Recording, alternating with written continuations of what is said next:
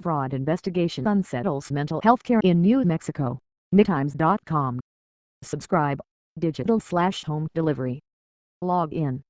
Register now. Help. Homepage. Today's paper. Video. Most popular. Edition. US/global. Search all NewTimes.com. US. World. US. Politics Education Texas. NY/region. Business. Technology. Science. Health. Sports. Opinion. Arts. Style. Travel. Jobs. Real estate. Autos. Fraud investigation unsettles mental health care in New Mexico. Mark Holm for the New York Times. Michael Bruning, 12, who is autistic, has been without his therapist since a freeze on mental health funding during an investigation in New Mexico. By Dan Frosch. Published, September 13, 2013. Santa Fe, NM. 4 weeks now, New Mexico has been in the midst of a sweeping criminal investigation into 15 of its largest mental health providers, suspected of defrauding Medicaid of $36 million over 3 years. Arizona companies have been hired to fill in, but many patients are struggling without regular treatment. The state behavioral health system is in turmoil, with the administration of Gov. Susana Martinez under sharp attack. Connect with us on Twitter. Follow @NetNational for breaking news and headlines. Twitter list, reporters and editors. Enlarge this image. Mark Holm for the New York Times. Laura Bruning has concerns about the gaps in the mental health care for her son Michael. Laura Bruning's 12-year-old son, Michael, who is autistic, has been without his therapist for 2 months, since funding was frozen at the Albuquerque provider where he worked. "I'm really concerned that we don't have anybody to intervene if something happens with him at school," she said, noting that her son had become noticeably more agitated.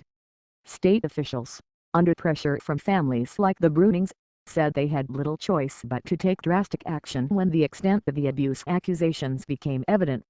"When we saw the totality of it all, it was extremely sobering," said Diana McWilliams, chief executive of the state's behavioral health system.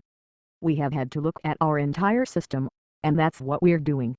It's scary, but it's necessary." Late last year, an audit by the contractor that handles Medicaid payments for New Mexico's behavioral health system discovered systemic billing problems, officials said. Alarmed, the state hired public consulting group, the Boston firm that specializes in Medicaid fraud. That audit unearthed what seemed to be widespread overpayments for services that had never been provided. A quarter of patients' claims were also processed with mistakes, according to the audit.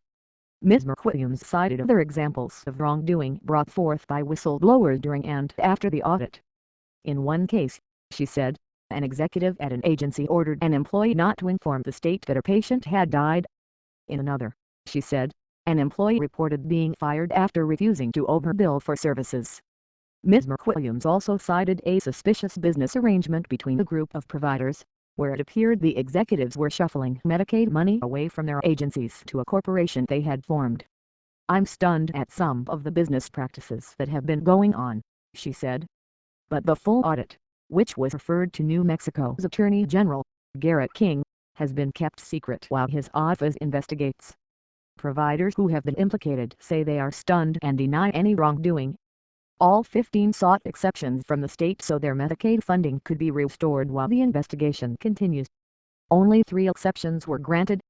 "We were all just shocked," said Patsy Romero, the chief operations officer for Easter Seals El Mirador, which handled behavioral health services for children in northern New Mexico. "Before this, we have never received any type of audit or call to tell us there was anything wrong." She said the providers were especially upset because the Medicaid billing contractor for mental health, Optum Health, never informed them of any problems before the audit. "You need accountability in the system of care," Ms. Romero said. "But you have to have a dialogue back and forth with the providers." The situation has also rankled state lawmakers, who have criticized Governor Martinez's defense of her administration's actions. At a recent hearing in Las Cruces, legislators peppered Ms. McWilliams and other officials with questions, saying it was unfair that the providers were being driven out of business without a chance to fight the allegations. "There's no opportunity for people to confront their accusers," said Jerry Ortiz-Whiteno,